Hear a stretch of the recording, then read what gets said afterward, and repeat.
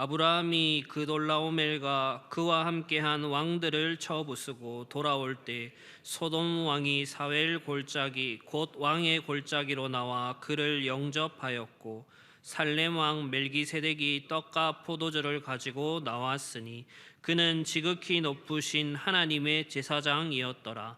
그가 아브라함에게 축복하여 이르되 천지의 주제이시요 지극히 높으신 하나님이여 아브라함에게 복을 주옵소서. 너희 대적을 내 손에 붙이신 지극히 높으신 하나님을 찬송할지로다 하매 아브라함이 그 얻은 것에서 10분의 1을 멜기세덱에 주었더라. 아멘. 주는 그리스도시요 살아계신 하나님의 아들이시니이다. 아멘.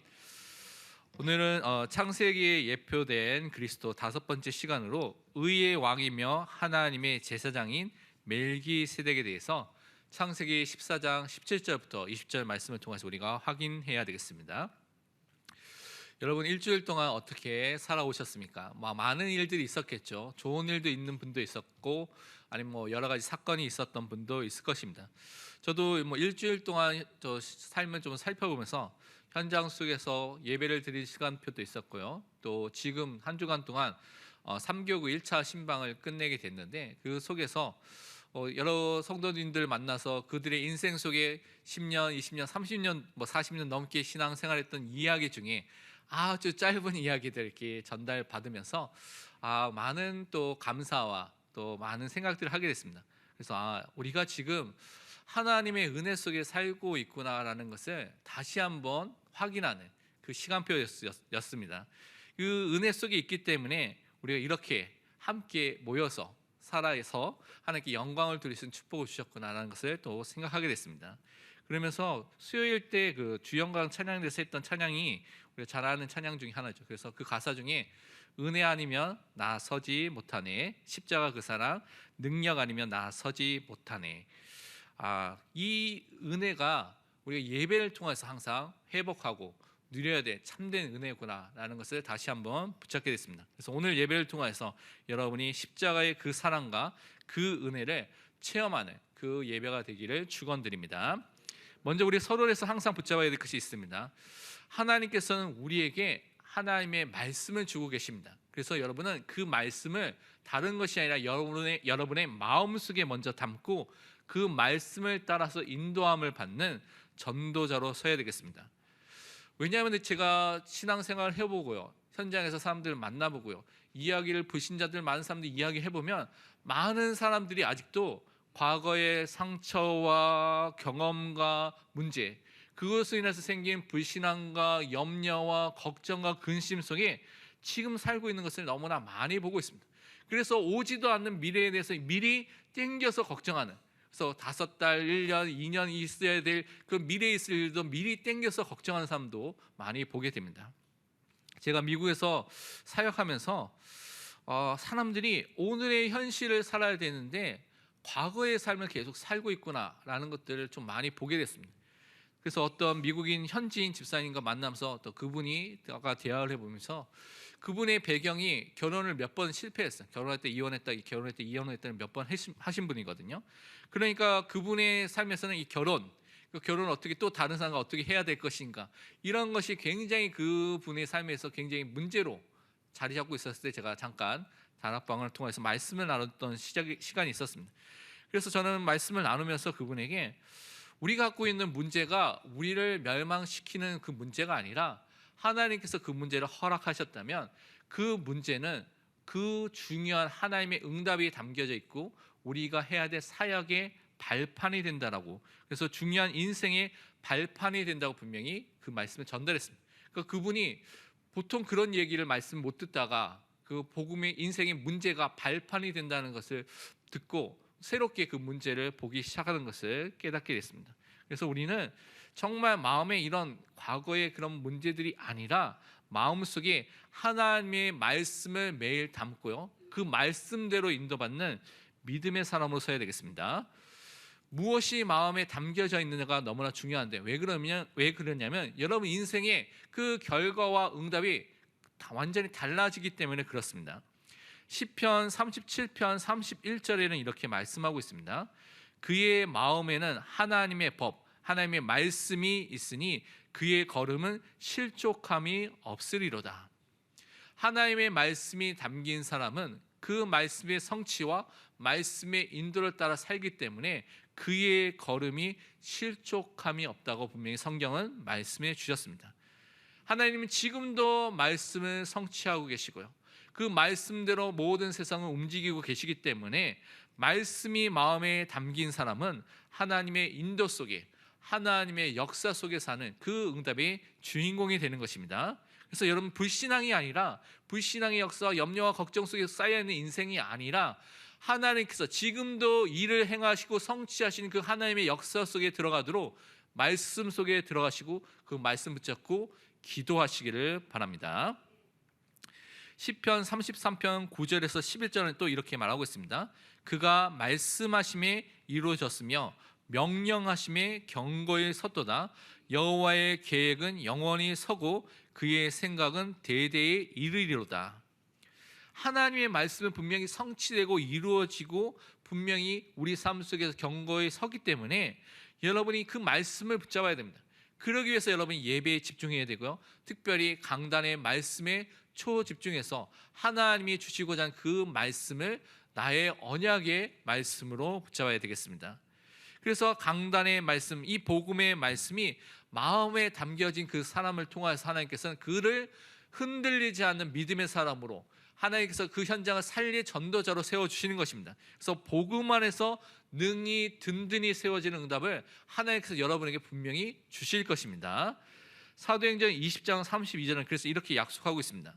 지금 내가 여러분을 주와 및 그 은혜의 말씀에 부탁하노니 그 말씀이 여러분을 능히 든든히 세우사 거룩하게 하심을 입은 모든 자 가운데 기업이 있게 하시리라. 우리를 흔들리지 않는 믿음의 사람, 견고한 사람을 세우는 것은 우리의 능력이 아닙니다.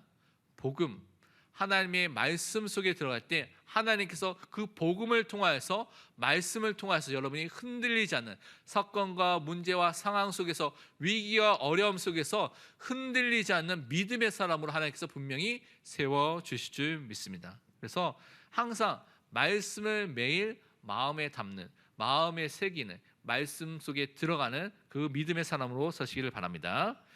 여러분, 이렇게 말씀으로 인도받는 사람이 되면 여러분의 생각이 달라지고요, 여러분의 인도함이 달라집니다. 그러면 여러분의 선택과 여러분의 결정이 분명하게 달라지게 되어 있습니다. 그래서 여러분이 선택할 때 하나님의 것을 선택하게 되고요, 복음을 위한 것을 선택하게 됩니다. 그래서 그것을 놓고 기도하고 인도함을 받게 되는 삶으로 완전히 바뀌게 되는 것입니다. 요한일서 2장 16절은 이렇게 말씀하고 있습니다. 이 세상에 있는 모든 것이 육신의 정욕과 안목의 정욕과 이생의 자랑이니 다 아버지께로부터 온 것이 아니요 세상으로부터 온 것이라. 우리가 살고 있는 현장에서는 불신자는 당연히 이렇게 살 수밖에 없고요, 그리스도인이라고 말하는 사람들조차도 이런 세상의 흐름 속에 살고 있습니다. 왜냐하면 자기 기준으로 내가 주인에서 살고 있는 사람이 너무나 많거든요. 근데 이 자기 기준, 내가 주인된 상태를 보면 육신을 위해서, 탐심과 정력을 위해서 세상이 기준된 삶을 살고 있는 것입니다. 그래서 그 속에서 생각하고요, 판단하고요, 결정하고요, 그래서 모든 것을 행하고 있는 것을 너무나 많이 보게 됩니다. 그런데 이런 세상은 계속해서 여러분을 이렇게 살 수밖에 없도록 만들고 있습니다. 그래서 우리가 배우는 교육도 그렇고요, 사회도 그렇고 우리가 생활하는 모든 현장이 그런 시스템으로 만들어져 있습니다. 그래서 세상에 배우는 것이 나 중심의 상태 속에서 내가 주인되고 나의 것, 나의 성공, 나의 이름이라는 것을 놓고 우리가 살도록 만들어져 있습니다. 그래서 학교에서도 배우는 것이 그렇고요, 사회에서도 배우는 것도 그렇고요, 우리 현장 속에 보게 되는 것도 그런 것입니다. 그래서 창세기 3장에 나타난 나 중심의 내가 주인된 상태와 창세기 6장에서 말하는 나의 것, 나의 물질, 나의 쾌락, 내가 원하는 것을 위해서 사는 것으로, 또 창세기 11장에 바벨탑을 통해서 나타냈던 것처럼 나의 성공과 나의 이름을 위해서 사는 것으로 막 만들어져 있습니다.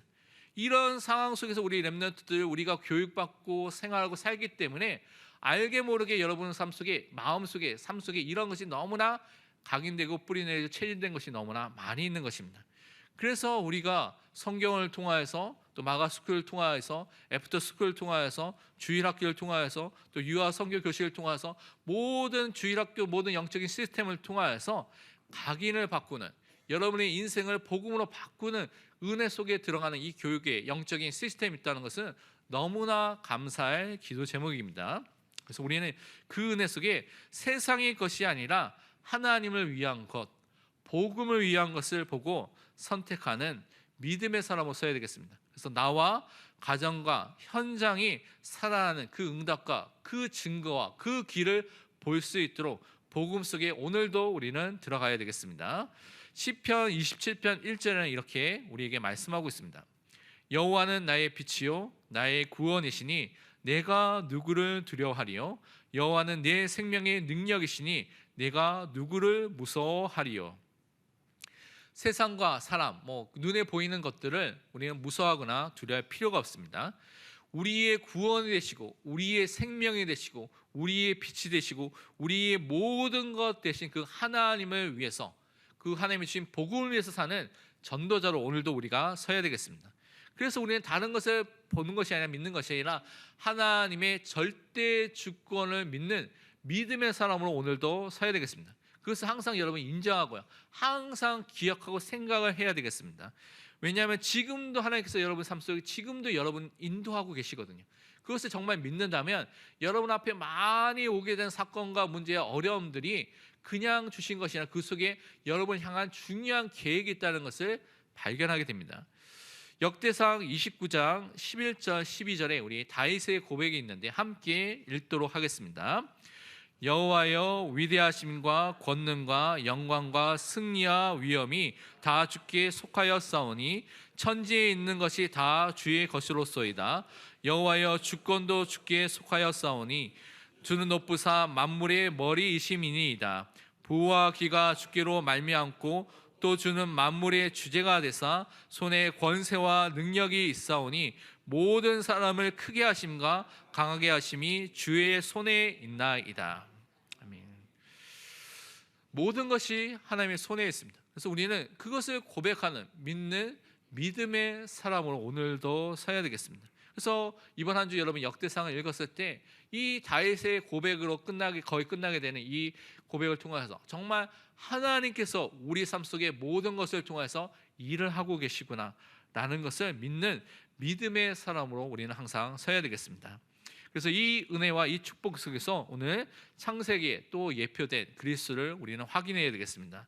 오늘 창세기 14장에 나타난 이 그리스도에 대한 이야기는 사실 그 앞부분이 아브라함의 조카 롯이 있는데요. 그 롯이 포로로 잡혀갔습니다. 그래서 그것 때문에 아브라함이 조카 롯을 구하기 위해서 자기 집에서 훈련되고 길러진 가병 318명과 함께 그 현장에 들어가서 전투를 하고 승리하고 돌아왔을 때 일어난 장면이 오늘 창세기 14장 17절부터 20절에 기록한 내용입니다. 그때 만나게 된 존재가 누구냐? 살렘 왕이며 제사장인 멜기세덱을 만났다고 말하고 있는데 이 멜기세덱이 또한 그리스도를 나타내는 중요한 언약의 또한 모형으로서 나타났기 때문에 오늘 그것을 확인하고 또한 승리해야 되겠습니다. 첫 번째 우리가 확인하고 붙잡아야 될 것이 무엇이냐면 의의 왕이며 제사장인 멜기세덱을 통하여서 그가 그리스도의 모형인 것을 우리가 또 깨달아야 되겠습니다. 오늘 본문 창세기 14장 19절 20절을 우리 다 함께 읽도록 하겠습니다. 그가 아브라함에게 축복하여 이르되 천지의 주제시시오 지극히 높으신 하나님이여 아브라함에게 복을 주옵소서. 너희 대적을 내 손에 붙이신 지극히 높으신 하나님을 찬송할지로다 하며 아브라함이 그 얻은 것에서 10분의 1을 멜기세덱에게 주었더라. 살렘 왕, 의의 왕, 그리고 또한 하나님의 제사장인 멜기세덱을 만났는데 이 멜기세덱이 이 아브라함에게 축복하는 장면이 나옵니다. 그러면 멜기세덱이 어떤 존재인지에 대한 부분을 여기서 우리가 확인해 볼 수가 있는데 이 멜기세덱은 아브라함보다 더 위대한, 더 뛰어난 존재인 것을 이 구절을 통해서 우리에게 설명하고 있습니다. 히브리서 7장 1절에 보면 이 멜기세덱은 살렘 왕이요 지극히 높으신 하나님의 제사장이라 여러 왕을 쳐서 죽이고 돌아오는 아브라함을 만나 복을 빈 자라라고 창세기 14장의 말씀을 히브리서 다시 말하고 있습니다. 그래서 여러분 히브리서 6장, 7장, 8장을 읽어보면 이 멜기세덱에 대한 부분들을 자세히 설명한 것을 여러분 확인해 볼 수가 있습니다. 이 멜기세덱은 전쟁에서 승리하고 돌아온 이 아브라함에게 정말 그들을 만나고요, 축복하고요, 그리고 아브라함으로부터 11조를 받은 것을 우리는 확인해 볼 수가 있습니다. 성경은 이 멜기세덱이 믿음의 조상으로 불리는 이 아브라함, 모든 유대인들이 존경하는 그 아브라함보다 더 높은 사람, 더 뛰어난 사람, 더 위대한 사람이라고 우리에게 알려주고 있습니다. 왜냐하면 이 멜기세덱이 메시아의 모형, 그리스도의 모형이기 때문에 우리에게 그렇게 설명해 주고 있습니다. 히브리서 7장 7절에 이렇게 말씀하고 있습니다. 논란의 여지 없이 낮은 자가 높은 자에게 축복을 받느니라. 낮은 자인 아브라함이 높은 자인 멜기세덱으로부터 축복을 받았다고 창세기 14장에 말하고 있는 것이죠.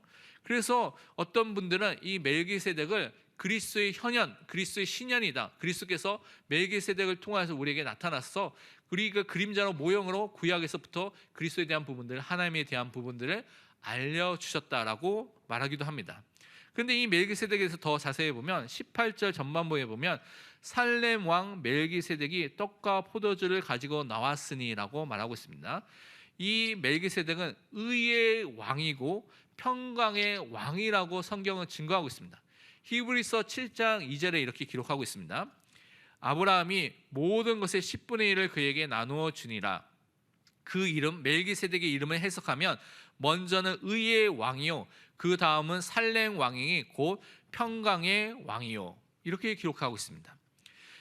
이 멜기세덱이라는 그 단어가 보면 말키 체테크라는 단어입니다. 원래 그 원어를 보면요, 히브리어를 보면, 근데 말키라는 것이 멜레크라는 왕이라는 그 단어로부터 온 것입니다. 왕이라는 것이 있고요, 체데크라는 단어가 의입니다. 그래서 의의 왕이라는 것이 이름 자체가 그런 이름을 갖고 있습니다.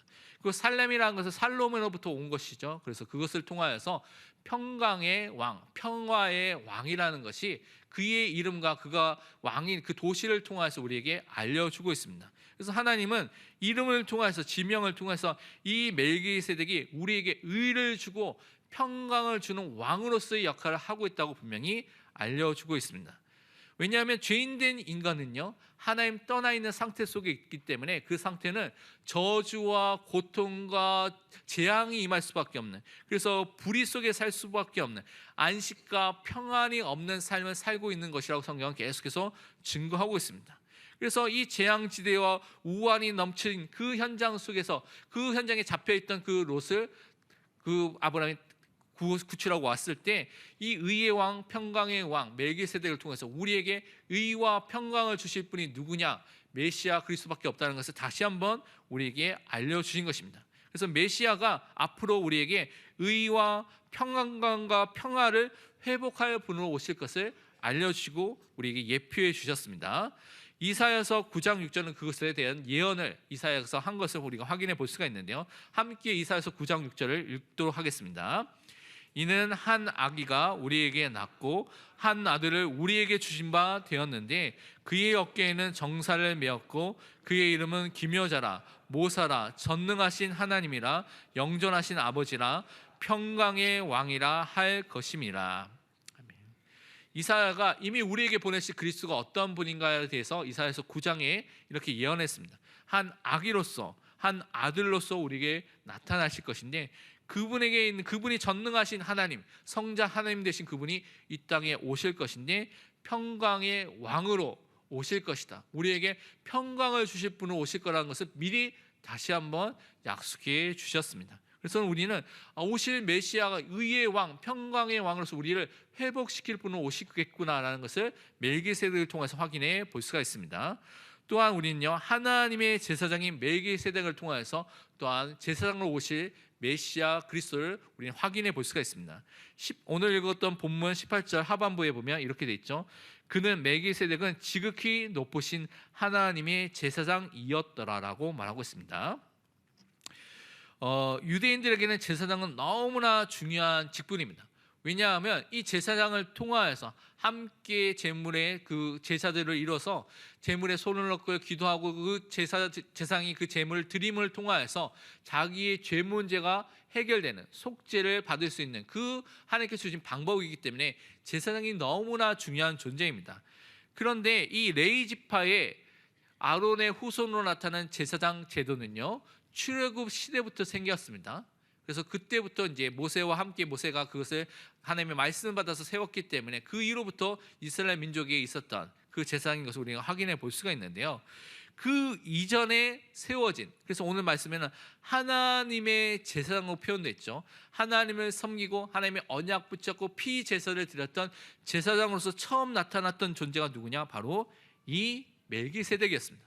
그래서 이 멜기세덱은 하나님이 세우신 제사장, 우리를 구원하기 위해서 세우신 제사장인 것을 우리에게 알려주고 보여주고 계신 분입니다. 그래서 히브리서 7장 3절에 이렇게 설명하고 있죠. 멜기세덱이 도대체 어떤 분이냐, 어디서 왔느냐라고 했을 때 아버지도 없고 어머니도 없고 족보도 없고 시작한 날도 없고 생명의 끝도 없어 하나님의 아들과 닮아서 항상 제사장으로 있느니라.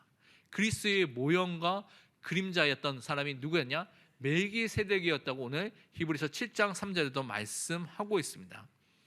그래서 하나님께서 우리의 죄 문제를 해결하기 위해서 그리스도께서 제사장으로 오셔서 이 문제를 해결할 것을 미리 우리에게 예표로서 알려주신 것입니다.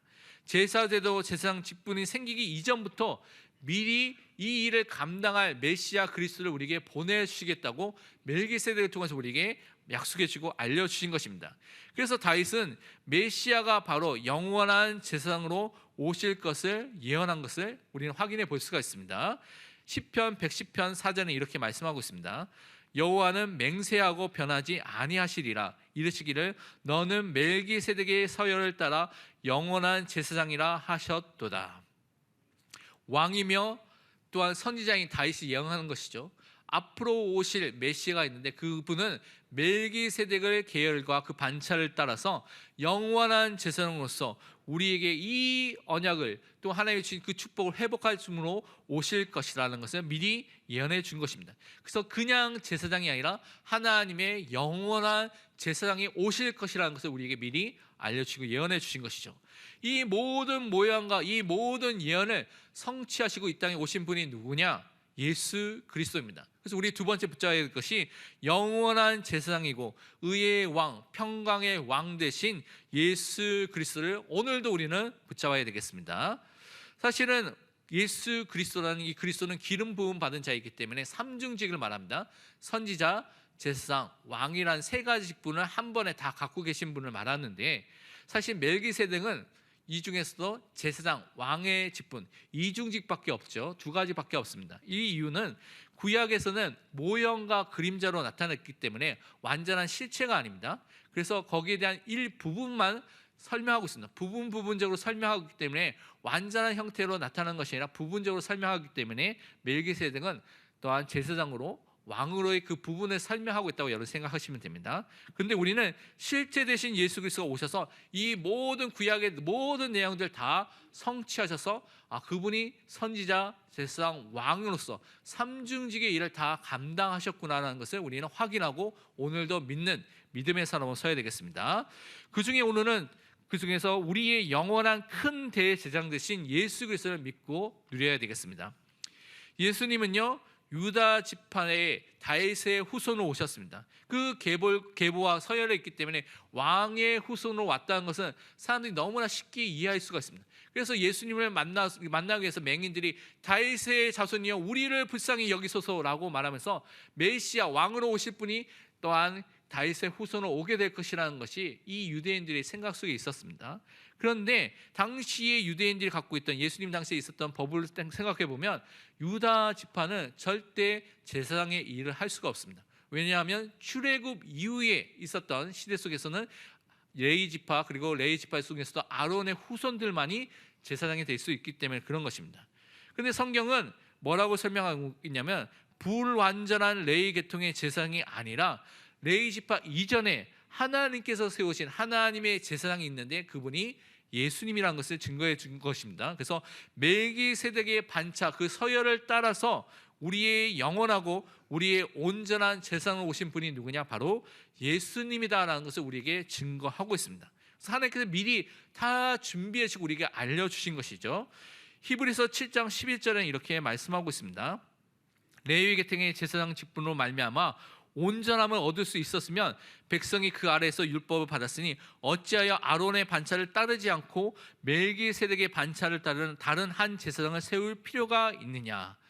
우리를 온전케 하기 위해서 온전한 제물이 되시고요, 또 영원한 큰 대제사장으로서 예수님이 오셔서 영원한 우리의 속죄 사역을 다 이루신 것을 우리는 확인하고 믿을 수 있는 것입니다. 그래서 예수님만이 우리의 모든 죄 문제, 과거와 현재와 미래의 모든 죄 문제와 원죄와 자범죄는 이 모든 죄 문제를 다 담당하시고 대속물로서 완전한 제물, 온전한 제물로서 우리 대신에 죽으셨습니다. 그래서 십자가를 통하여서 완전한 영원한 대제사장으로서 모든 제사제들 다 완성시켰기 때문에 우리 예배드리기 위해서 여러분이 소나 양이나 비둘기나 가져올 필요가 없습니다. 그리스도의 보혈을 믿는 믿음을 통하여서 이 자리에 오기만 하면 되는 것입니다. 우리 마태복음 20장 28절의 말씀 우리 다 함께 읽도록 하겠습니다. 인자가 온 것은 섬김을 받으려 함이 아니라 동기려 섬기려 하고 자기 목숨을 많은 사람의 대속물로 주려 함이니라. 예수님은 자기의 목숨을 십자가를 통해서 대속물로 주셨습니다. 그것을 통해서 여러분의 모든 죄 문제를 다 용서하신 것을 믿으시길 바랍니다. 히브리서 10장 14절에는 그가 예수님이 거룩하게 된 자들을 한 번의 제사로 십자가를 통하여서 영원히 온전하게 하셨느니라. 영원한 속죄를 여러분을 통해서 여러분을 위해서 이루신 것을 우리는 꼭 기억해야 되겠습니다. 또 예수님은요, 우리의 의와 평강을 주시는 영원한 왕으로서 이 땅에 오신 것을 오늘도 우리는 믿어야 되겠습니다. 죄인이 된 상태는 뭐라고 하냐면 이 죄인은 마귀에게 속해져 있고 마귀의 자녀 사탄의 종이라고 성경은 계속해서 설명하고 있습니다. 그래서 이 상태 속에 있으면 불의한 상태 속에 있기 때문에 고통과 저주와 재앙과 염려와 근심과 그 속에서 벗어날 수 없는 그 어려움 속에 있다고 성경은 말하고 있는 것입니다. 그런데 이것이 우리의 노력으로 우리의 열심을 우리 가진 세상의 배경으로는 해결할 수 없는 그 영적인 고통이라고 말하고 있습니다. 그래서 그 고통을 그 문제를 우리가 해결할 수 없기 때문에 하나님께서 구원의 길을 열어주시고 구원자 되신 예수님이 이 땅에 오신 것입니다. 특별히 예수님은요, 우리의 참된 왕, 영원한 왕, 만왕의 왕, 만주의 주가 되셔서 모든 사탄을 이기고 승리하는 그 축복을 우리에게 허락해 주셨습니다. 요한에서 3장 8절에 보면 죄를 짓는 자는 마귀에게 속하나니 마귀는 처음부터 범죄함이라 하나님의 아들이 나타나신 것은 마귀의 일을 멸하려 하심이라. 예수님이 마귀의 모든 일을 멸하고 승리하셨습니다. 그래서 우리에게 참된 의와 평강과 평화와 안식과 쉼을 여러분에게 주셨습니다. 예수님만이 우리의 의의 왕이 되시고 평강의 왕이 되십니다. 그래서 멜기세덱이 떡과 포도주로 아브라함을 대접한 것을 우리가 확인해 볼 수가 있죠. 그래서 우리의 왕이신 예수 그리스도가 우리에게 영적인 주님과 목마름을 채워주는 그 모든 것을 채워주는 그 일을 하실 것을 또 성경은 말씀하고 있습니다. 요한복음 6장 35절을 보니까요, 우리 다 함께 읽어보도록 하겠습니다. 예수께서 이르시되 나는 생명의 떡이니 내게 오는 자는 결코 줄이지 아니할 터이요 나를 믿는 자는 영원히 목마르지 아니하리라. 항상 예수 그리스도의 복음 속에 들어가면요, 그 복음 속에 들어가면 우리가 영적인 갈급함, 영적인 어려움, 문제 속에 있는데 그 모든 것들을 채워주시고 또 줄이지 않도록 모든 것을 만족시키는 그 일을 예수님께서 하신다고 말씀해 주셨습니다. 그래서 하나님의 자녀인 우리는요, 날마다 생활할 때 왕이신 예수 그리스도를 항상 살펴보고요, 또한 그분을 항상 인정하고 고백하고요, 그분이 우리 삶을 지키시고 보호하시고 살펴주신다는 것을 믿는 믿음의 사람으로 서야 되겠습니다. 그래서 그분이 천사들을 우리에게 보내주시고 우리를 지키시고 보호하신다는 것을 여러분 믿는 그 믿음의 사람으로 서야 되겠습니다. 시편 34편 7절은 이렇게 말씀하고 있습니다. 여호와의 천사가 주를 경외하는 자를 둘러 진치고 그들을 건지시는도다. 하나님의 말씀과 하나님의 뜻을 이루는 천군 천사를 보내셔서 우리를 지키시고 우리를 보호해 주신다는 것을 우리는 오늘도 믿어야 되겠습니다. 그래서 우리는 영원한 제사장으로서 영원한 왕으로서 우리를 구원해 주신 그리스도를 오늘도 믿고 고백하는 믿음의 사람으로 서야 될 줄 믿습니다. 한 주 동안 우리가 해야 될 실천해야 될 미션 세 가지를 좀 붙잡아야 되겠습니다. 첫 번째로 여러분이 매일매일 삶 속에서 우리의 왕이 되시고요, 우리의 제사장 되시고 또 우리의 영원한 선지자 되신 이 예수 그리스도를 매일매일 깊이 알고 누리며 증거하는 삶을 살아야 되겠습니다. 특별히 예수 그리스도의 삼중직, 나의 선지자, 나의 제사장, 나의 왕 되신 것을 여러분 깊이 묵상하시길 바랍니다. 그리고 그분이 나의 주인 되신 것을 항상 고백하시길 바랍니다. 예수님이 나의 선지자로서 완전하고 영원한 길이 되셔서 하나님 만나는 새로운 살 길을 열어주셨습니다. 예수님이 나의 선지자로서 제사장으로서 우리에게 영원한 속죄를 이루어 주셨습니다. 그래서 우리에게는 과거, 현재, 미래의 모든 죄 문제를 다 용서하시고 죄와 사망의 법에서 여러분을 해방시켜 주셨습니다. 또한 예수님이 나의 왕으로서 모든 사탄의 일을 멸하시고 사탄으로부터 승리하셔서 여러분에게 완전한 승리와 영원한 자유와 해방을 허락해 주셨습니다. 그래서 이것을 항상 고백하는 것입니다. 히브리서 13장 8절에 말씀하기를 예수 그리스도는 어제나 오늘이나 영원토록 동일하시느니라. 동일하신 예수 그리스도를 오늘도 누리고 오늘도 붙잡고 오늘도 선포하는 믿음의 사람으로 서시기를 바랍니다. 두 번째로 이번 주에 우리 중요한 선교사 합숙, 선교사 대회, 선교대회 그리고 선교 축제가 다음 주일에 있습니다. 그래서 선교가 언약으로 마음에 담길 수 있도록 기도를 시작하시길 바랍니다. 진짜 이 모든 축제와 대회를 통하여서 하나님이 주시는 그 언약의 마음, 선교에 대한 마음이 나의 마음이 될 수 있도록 기도하시길 바랍니다. 마태복음 28장 19절에 이렇게 말씀하고 있습니다. 그러므로 너희는 가서 모든 민족을 제자로 삼아 아버지와 아들과 성령의 이름으로 세례를 베풀고, 이것이 나의 언약이 될 수 있도록, 세계 복음화가 나의 언약이 나의 사명이 될 수 있도록 기도하시기를 바랍니다. 세 번째로 우리 4월 마지막 또 금토일 날 중요한 제1차 합숙 훈련이 있습니다. 이것은 오직 복음만을 집중하는, 그 복음만을 각인하는, 그 복음의 결론 내리는 중요한 훈련입니다. 그래서 여러분이 기도하시고 여러분이 다 참석해 주시길 바랍니다. 제가 1차 합숙을 언제 받았냐면 1996년에 받았습니다. 지금부터 한 28년 전이죠. 약 28년. 여기 보면 태어나기 전인 렘넌트도 있는 것 같은데요. 그때 제가 언제 받았냐면요, 군대 휴가를 나왔습니다. 일병 휴가를 나왔는데 근데 휴가가 길지 않지 않습니까? 그 중에 시간을 쪼개서 이제 1차 합숙을 부산으로 내려가서 받고 이렇게 올라오게 됐는데요. 그 속에서 하나님께서 많은 은혜를 주시고 또 많은 것들을 깨닫게 하신 것들을 지금도 생각이 나는데, 진짜 여러분 인생 속에서 주셨던 훈련을 받았던 분들 있을 것이고 또 안 받은 분들도 있을 것인데, 여러분이 시간을 내셔서 여러분이 훈련을 통해서 다시 한번 우리 그리스도의 언약 속에 집중하는 축복 속에 들어가야 되겠습니다. 골로새서 3장 16절에 이렇게 말씀하고 있죠. 그리스도의 말씀이 너희 속에 풍성히 거하여 모든 지혜로 피차 가르치며 권면하며 시와 찬송과 신령한 노래를 부르며 감사하는 마음으로 하나님을 찬양하고. 그리스도의 말씀이 여러분에게 풍성히 거할 수 있는 집중의 훈련의 시간표가 있습니다. 그래서 여러분이 시간을 내시고 또한 여러분이 기도하시고 준비하는 것을 통하여서 이 은혜가 여러분에게 임할 수 있도록, 그래서 여러분을 통하여서 성경적 전도 운동의 문이 열릴 수 있도록 기도하면서 참석해 주시기를 바랍니다. 이번 한 주를 통하여서 참된 의의 왕이 되시고 하나님의 제사장 되신 예수 그리스도의 은혜가 여러분에게 있기를 축원드립니다. 기도하겠습니다. 하나님, 참으로 감사합니다. 멜기세덱을 통해서 이미 우리에게 약속하시고 예표하신 의의 왕이 되시며 평강의 왕이 되시고 우리의 영원한 큰 대제사장으로서 우리의 모든 죄 문제와 하나님 떠난 문제와 사탄의 문제를 영원히 완전히 단번에 해결하실 그리스도를 믿게 하여 주심을 감사드립니다.